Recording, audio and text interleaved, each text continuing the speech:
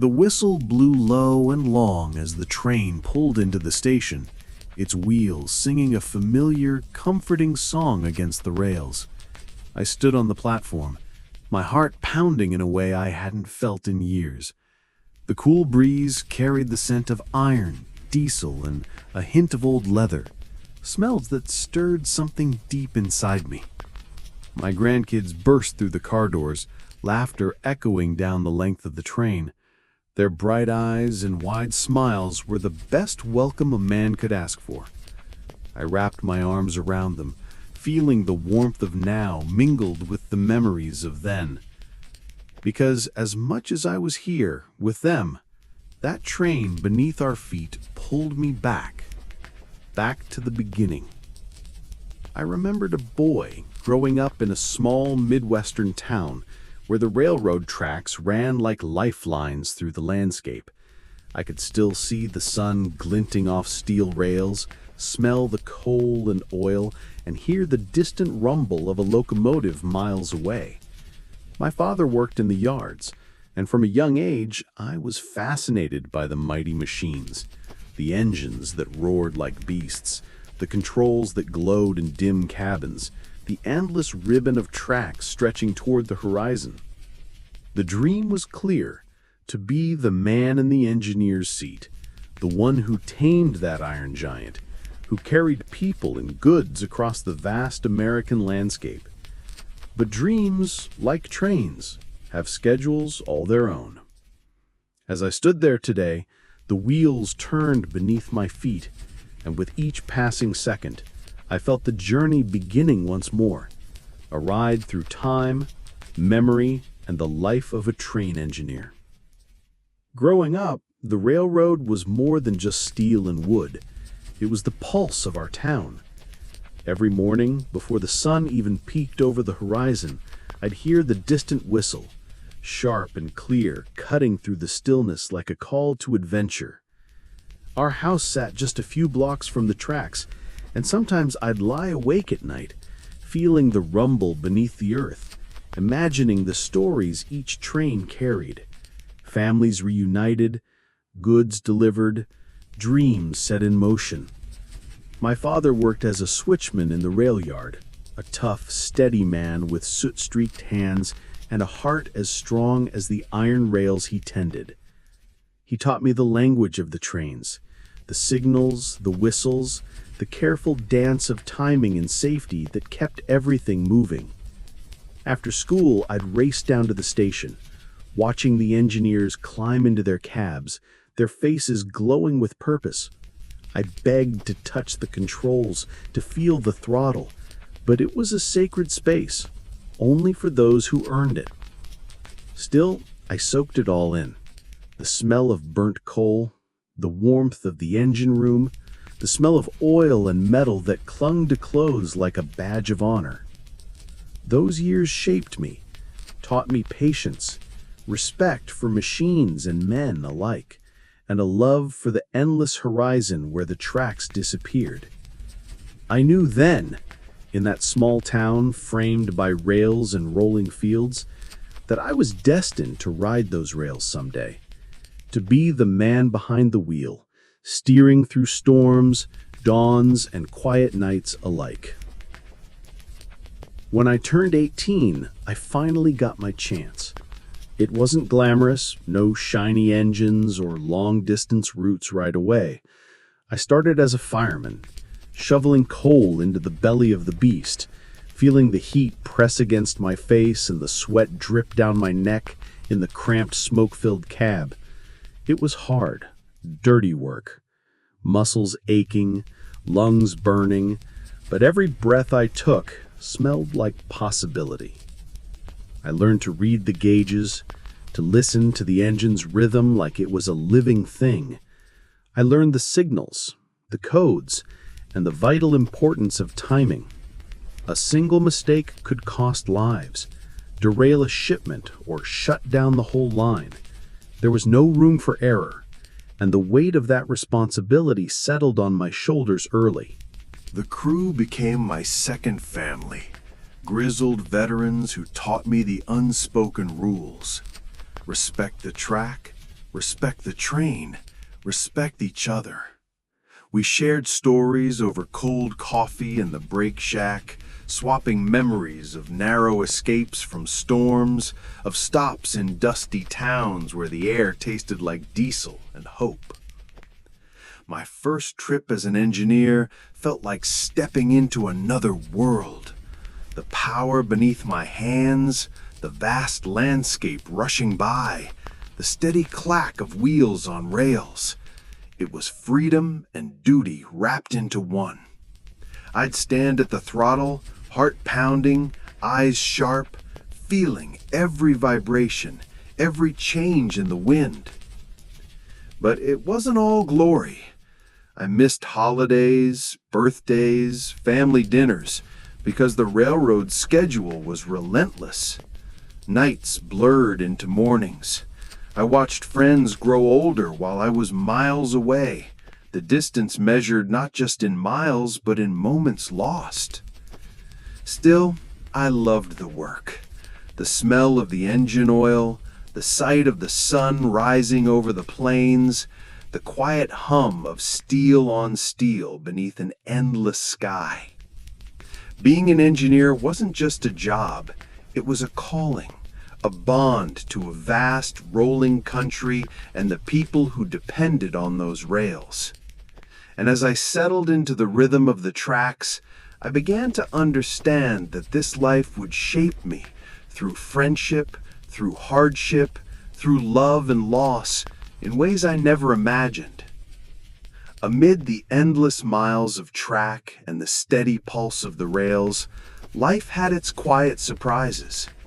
It was on a brisk autumn evening in a small station town that I first saw Mary. She worked at the diner near the depot, the kind of place where the coffee was strong, the pie was warm, and the jukebox played old country songs on loop. Our eyes met over a chipped mug of black coffee, steam curling between us like a promise. She had a laugh that could melt the hardest steel, and a kindness that made the coldest waiting rooms feel like home.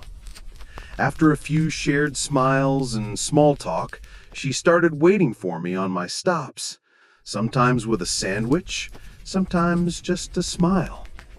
Life on the rails was unpredictable, but with Mary, the world felt steady. Our dates were simple, walks along the platform under flickering lamps, dancing at the town hall to scratchy records, and whispered talks under star-filled skies.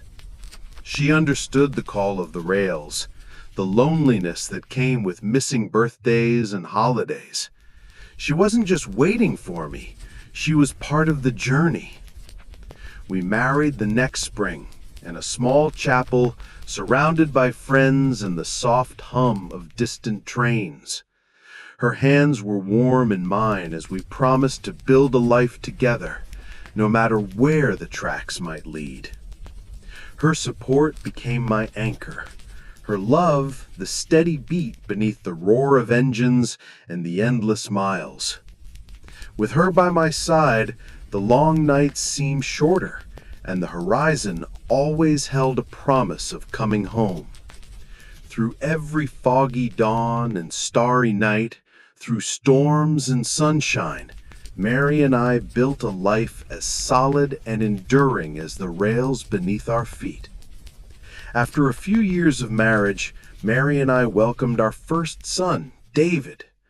Holding him for the first time in the dim hospital room with the scent of antiseptic and fresh linen all around, I felt a new kind of responsibility settle deep in my chest.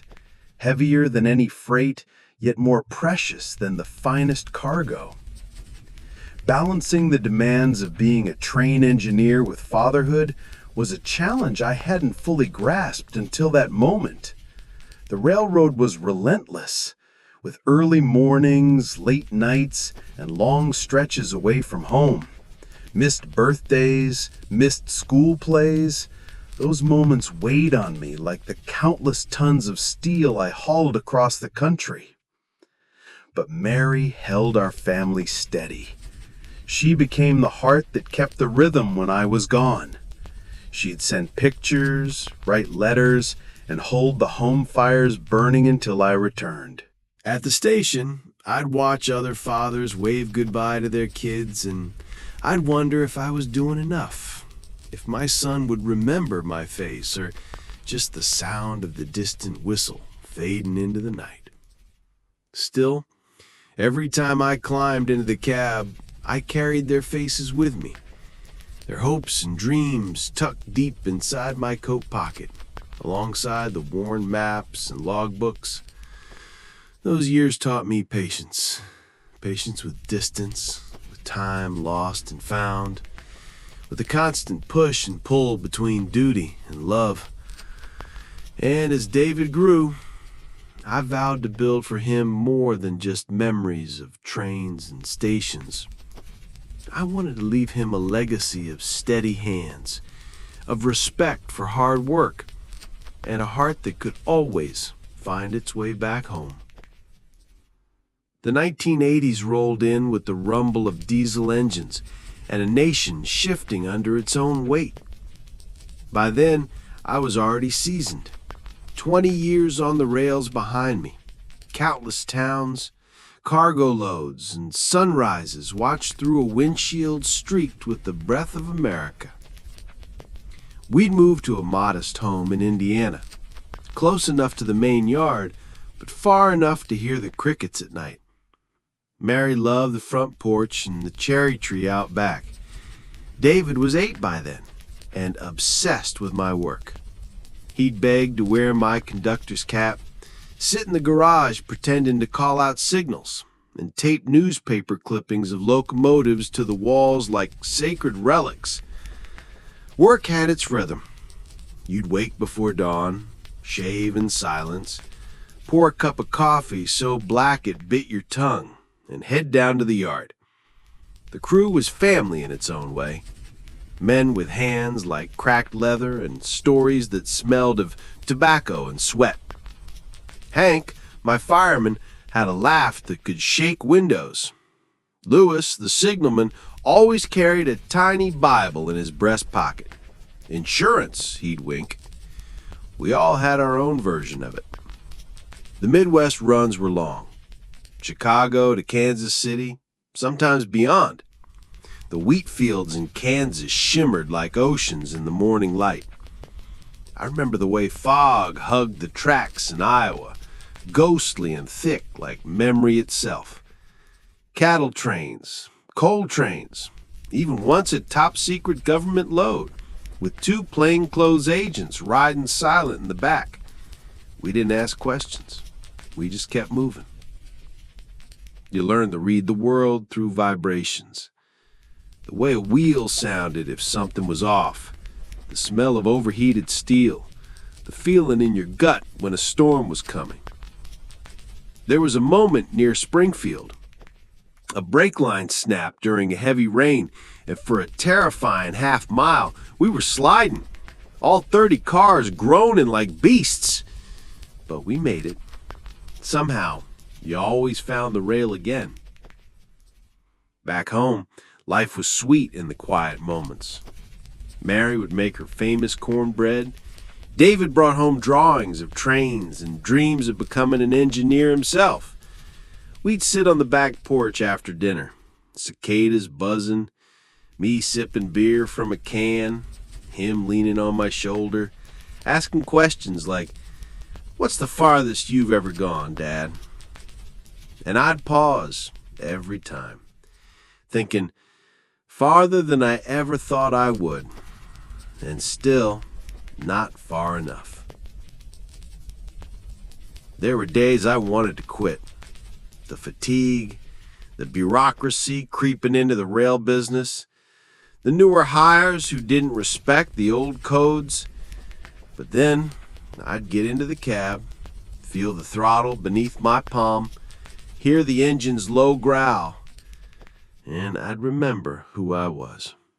A man made for movement, a keeper of tracks. And so I kept going. Through cities rising and falling, Industries booming and folding. Tracks aging beneath us like bones. The world changed and I rode alongside it.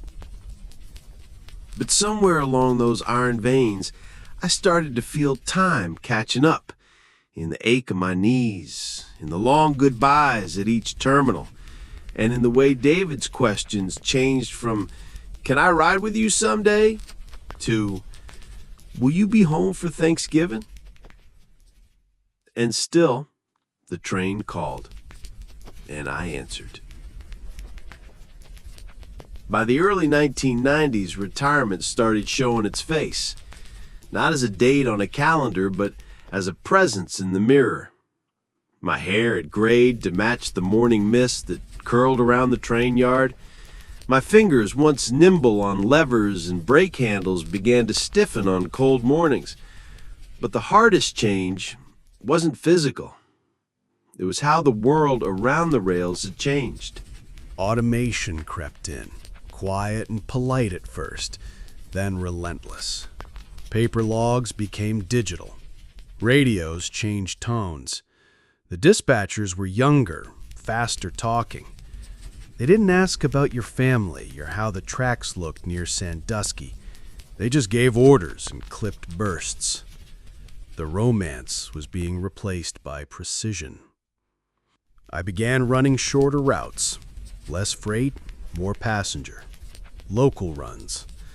At first, I resented them. No long hauls, no empty Midwest skies. But something strange happened on those local runs. I began noticing the people again. There was the elderly man who rode every Tuesday, just one stop to visit his wife's grave, always carrying a fresh daisy. A young woman who boarded in Gary with a violin case, her eyes rimmed with fatigue but burning with determination. There was even a boy, maybe 10, who boarded with his grandfather, gripping a notebook and scribbling notes like he was cataloging every click and whistle.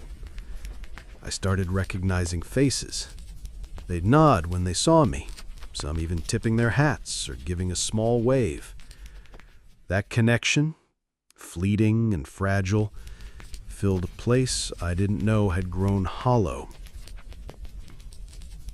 Mary once said something while folding laundry. You've spent your life moving people forward, but maybe now it's time you sit and see where you've arrived. That sat with me for weeks. Then came the morning I pulled into one of those sleepy Indiana stations, same as always, and just lingered. I sat in the cab longer than usual after the passengers disembarked. The engine idled softly like an old dog breathing beside you. Outside, the platform was still damp with last night's rain. A mother carried her baby across the yellow line. A teenage boy helped his grandfather with a bag. And me, I just watched. Time didn't feel like it was rushing. It felt suspended, like the train, the track, the world, all paused for a moment to say, "Look." When I finally stepped down from the cab, I felt it. A finality I couldn't quite name. I touched the steel side of the engine like saying goodbye to an old friend. No tears, no big announcement, just a knowing in my bones that a chapter was ending. I walked to the station bench and sat. For the first time in decades, I wasn't moving forward. I was just there, breathing, watching, remembering. And that was enough. Retirement wasn't a party. No balloons, no cake. Just a handshake from the supervisor, a nod from the mechanic who used to fix the brakes on engine 214, and a folded packet with my pension details. I handed over my keys, my ID badge, and the little worn-out pocket watch I kept clipped to my belt loop, the one Mary gave me on our 10th anniversary. The silence afterwards felt deafening. For the first few weeks, I still woke at 4:30 a.m. sharp. My body didn't care that there was no train to catch. I'd sit in the kitchen with a cup of coffee and stare out at the backyard. The tracks ran far behind the tree line, barely visible now, overgrown and half swallowed by weeds. But every now and then, a low rumble would shake the mug in my hand, and I'd feel it in my ribs like a memory still breathing. Mary tried to ease me into the stillness. She'd leave crossword puzzles on the table, circle the good shows in the TV guide, even bought a second rocking chair for the porch. I pretended to enjoy it all, the quiet, the slow walks, the neighbors' grandkids riding their bikes past our yard. But in truth, I missed the rhythm. I missed the weight of the engine humming through my legs. I missed the whistle slicing the morning fog. I missed the sound of steel on steel, that sharp electric screech that told you the world was still moving. One afternoon, months later, Mary suggested we take a train trip. "Just passengers this time," she smiled. "Let someone else drive." We boarded in Chicago. Coach seats. A short route, nothing fancy, just to see the countryside. As we pulled away, I felt my hands twitch, wanting to adjust dials that weren't there. Mary noticed. She reached over and held my wrist. "You don't need to steer everything anymore," she whispered. I looked out the window and tried to let go. The engine sounded different from back here, distant, softened by the cars between, but the rhythm was still there, familiar, soothing, like a lullaby I hadn't heard since childhood. We rolled past cornfields, small towns, rusted silos leaning with age. At one bend, I saw it, the station where I'd once stepped off and just sat. The bench was still there, a little worn, a new coat of paint, and a young couple waiting under the canopy, hands linked, eyes full of something I remembered from long ago. I leaned back in my seat and closed my eyes. And for the first time in a long while, I didn't feel like I was leaving anything behind. I just felt home. Retirement, it turned out, didn't mean an end, just a slower chapter, written with softer strokes. Mary turned to gardening. She always loved flowers, but now she talked to them like old friends. Roses, tulips, snapdragons. She planted them in gentle rows, coaxed them to bloom with whispers and hums from old jazz records.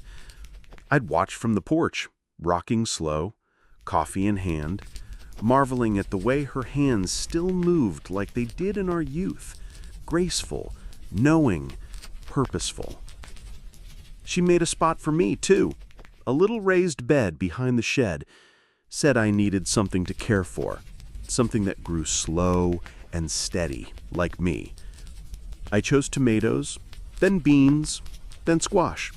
Nothing fancy, but I liked the feel of the dirt, the ache in my knees, the rhythm of watering and waiting.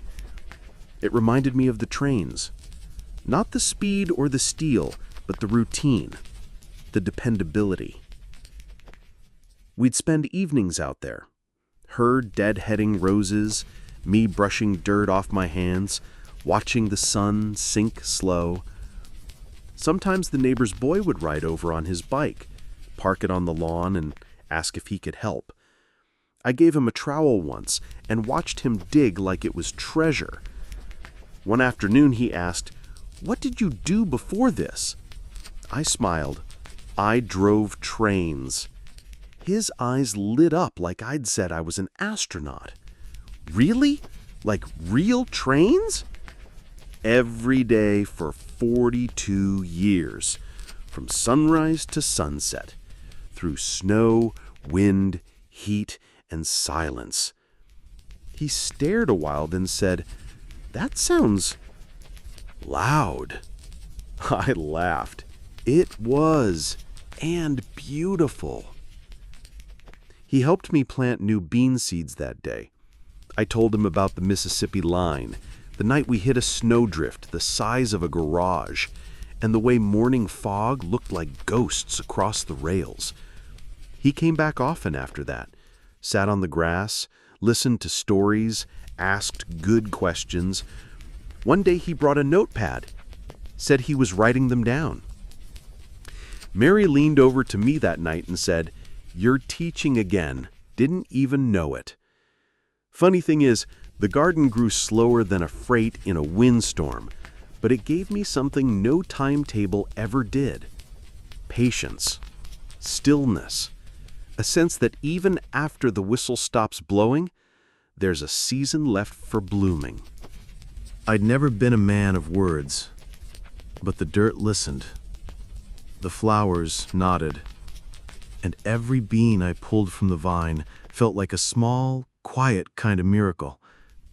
Not loud, but beautiful. The first real winter after retirement hit hard. Not because of snow or ice. I'd driven through worse in the cab of a diesel, but because of the stillness. The kind of stillness that settles in your bones. The kind that whispers, "You're not needed today." No alarm to wake to, no steel to check, no whistle to pull. The garden slept beneath its quilt of frost, and Mary spent her days knitting by the window, her fingers dancing through yarn like spider legs.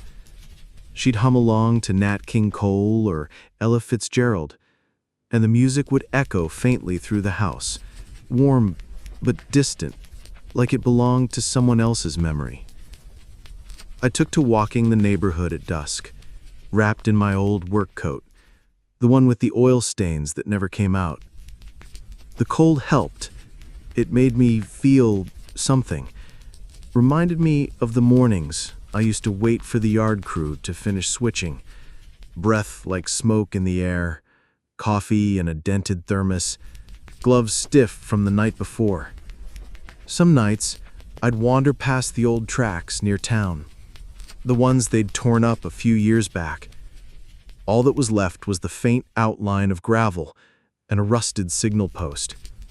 I'd stop there, stare down the corridor of silence, and imagine the rumble again. The tremble of earth, the headlight cutting through fog.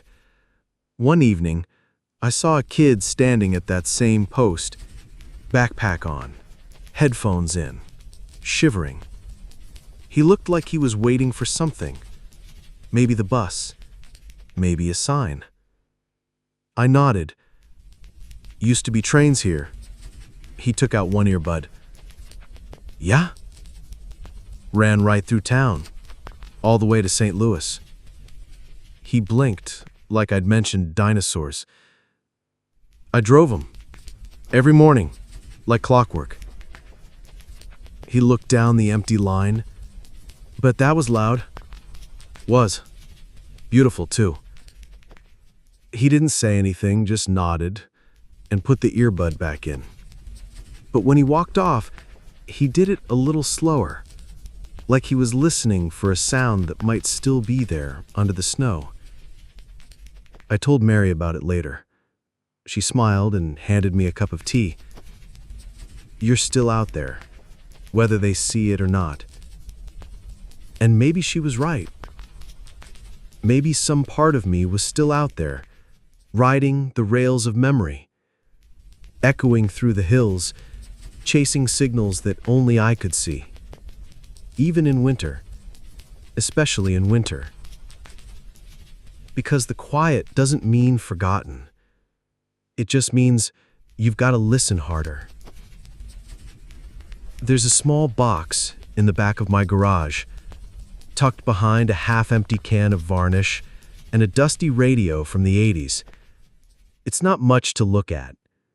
Cardboard, duct tape on one side, a faded sticker from some shipping company that probably doesn't exist anymore. Inside that box, everything. Old photos, Polaroids mostly, of me and the boys at the yard leaning against locomotives like they were prize cattle. Receipts from greasy diners we'd stop at before dawn. My first pair of engineer's gloves, cracked and stiff now, but still molded to the shape of my hand like they're waiting to be used again. And a coffee carton. Not a mug. Nah, this was the kind they'd hand you at a depot in '74 when you were running late and the pot was already half gone. Styrofoam, brown ring around the top. I kept it for no good reason, or at least that's what I used to think. But yesterday, I found myself sitting in the garage, thumbing through that box when I pulled it out. The coffee smell was long gone, but the moment wasn't. I remembered that morning. First frost of the year. I was new to the mainline route, nervous, excited. The veteran engineer, Harold, they called him Hat Man because he never once took off that beat-up wool fedora, handed me that coffee with a grin and said, "You keep this route long enough, kid, you'll learn two things. Always trust the rails more than the weather report, and never spill your coffee during a tunnel shift." I laughed then, not understanding. But I learned. One snowy morning in Ohio, visibility dropped to 0. Signals flickered, snow howled through the vents. I couldn't see 3 feet past the engine, but I remembered what Hatman said.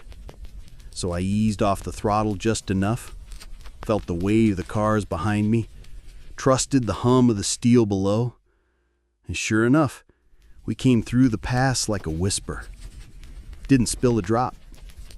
And the man with the hat? He retired a year after that. Gave me his whistle as a joke, for when you missed the sound, he said. I found that in the box too, tangled up in a piece of string. Still works. I blew it once, softly. The sound was smaller than I remembered, but just enough to shake the silence in the room. Mary peeked in from the kitchen. "What are you doing in there?" "Just remembering." She smiled. "Come in when you're ready." I sat a moment longer, holding the whistle in one hand and the carton in the other. Some people think you leave your job behind when you retire, but not me. I carry it in a coffee carton and in the whistle of a man who wore his hat like it was armor. There comes a point in every line, no matter how far it stretches, how many towns it passes, how many memories ride it like stowaways in the dark, when the rails just stop. Dead end. Buffer. Silence. I hit mine last spring. Not with a crash. No. Not all endings are violent. Some come on like dusk. Slow. Creeping in through the edges of your day until you notice you've been sitting in the dark for a while. It started with forgetting the names of certain sidings. Then it was the layout of the old switching yard in Des Moines, a yard I could draw in my sleep. Then the walk became harder, knees barked in the morning. I caught myself staring out the window longer than usual, watching nothing. One morning, I reached for the kettle, and I couldn't remember if I'd already turned it on.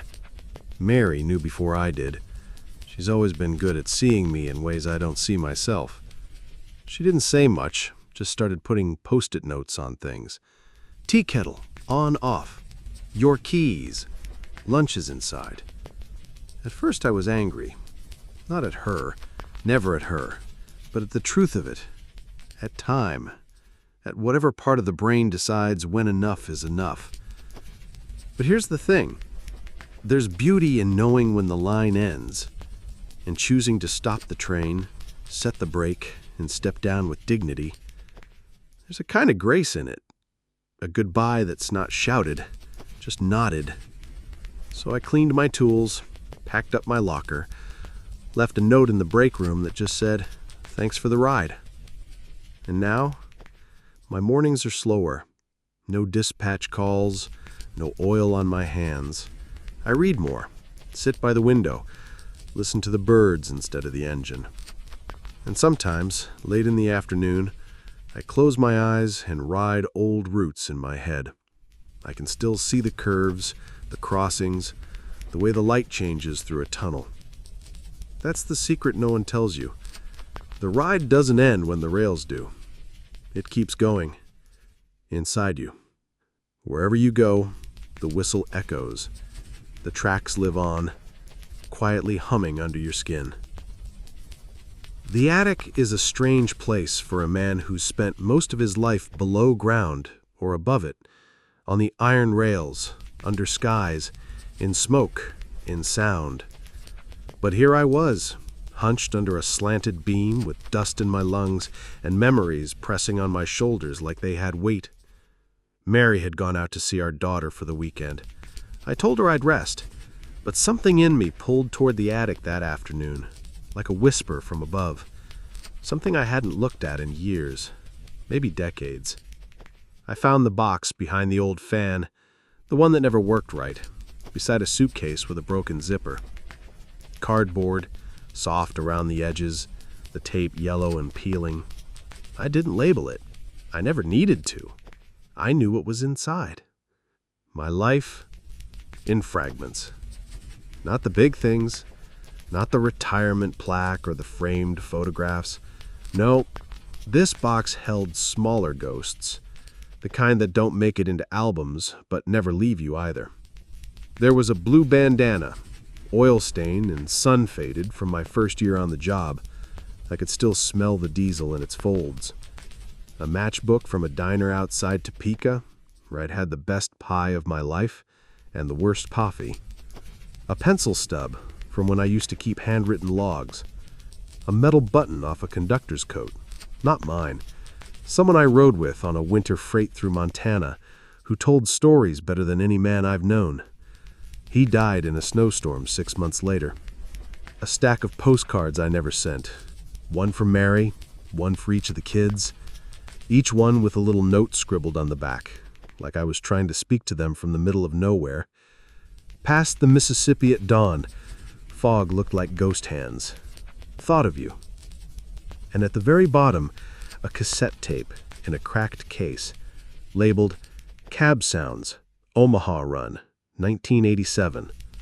My voice on it, younger, calling out mile markers, the horn blaring, the rhythm of the wheels over joints in the track, the breath of the engine like a dragon sleeping. I sat there in the half-light, listening to nothing and everything at all once. You don't realize how loud silence can be until the train stops for good. I held those things like they were sacred, because they were. Not for what they were, but for what they carried. The moments, the people, the pieces of me I left scattered across 1,000 miles of track. And I thought, maybe that's why we keep boxes like this. Not to remember the past, but to feel it. To let it breathe one more time before we close the lid gently and carry on. It's a strange thing, waking up and knowing there's no train to catch, no whistle to blow, no checklist to sign. The first few mornings after retirement felt like I'd missed something, like I was late for something important. My body would still rise at 4:45 a.m., just like it had for 40 years, but the house would be silent. No steel thermos to fill, no boots to lace, no merry, sleepy voice telling me, "Drive safe now, Jack." The silence wasn't peaceful at first. It was loud, deafening even. I missed the clank of the coupling, the hiss of the air brake, the static of the radio. Missed the way a train hums under you like a living thing. You get used to a rhythm, and when it stops, everything feels off-kilter, like you're walking through your own life with someone else's shoes on. Mary tried to help me ease into it. She planned small things. Drives, lunches in town, walks. But I kept drifting. Sometimes I'd find myself on old rail paths that had been turned into bike trails. I'd just stand there, hands in my jacket, watching the empty horizon, listening for something that wouldn't come. One day I drove out to the old yard where they kept the retired engines, rusting giants lined up like dinosaurs waiting to be fossilized. I walked along the fence, ran my hand over the chain links like I could reach through. I saw engine 904, the one I'd taken to Denver more times than I could count. She looked tired, paint chipped, windows dusted over. But I swear, for a moment, she looked back at me, like we were two old soldiers nodding across a battlefield long quieted. Retirement doesn't come all at once. It sneaks in, like dusk. First, it's just a softer light. Then one day you realize it's dark, and you're not sure when it happened. So I started writing, just for me. Little stories, memories, the way the rails used to sing when the wind hit them just right. The face of the kid who waved at us every Saturday outside Lincoln. The time we hit a deer in Wyoming and had to stop for hours, just sitting in the middle of nowhere, telling jokes while the engine cooled. Funny thing is, when I wrote those stories, I could hear the train again, smell the grease, feel the sway. And maybe that's how we keep going. By telling it, by writing it down, by letting the silence become memory instead of loss. There's a letter I wrote once, years ago, maybe 10 or 15, folded in the back of a drawer, addressed to my son. I never mailed it. It was after a long trip, 4 days out to Sacramento and back. We'd had engine trouble, lost a man to frostbite in a Wyoming storm, and got stuck behind a derailment for nearly 12 hours. When I got home, it was late. The house was dark. Mary was already asleep.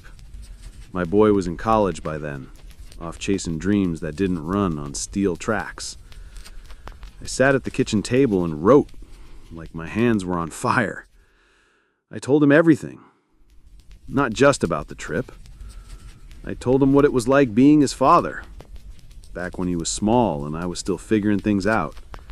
How I'd come home from a shift, boots muddy, and peek into his room just to see him breathing. How I'd miss birthdays, baseball games, whole seasons, but carried his crayon drawings in my wallet like medals.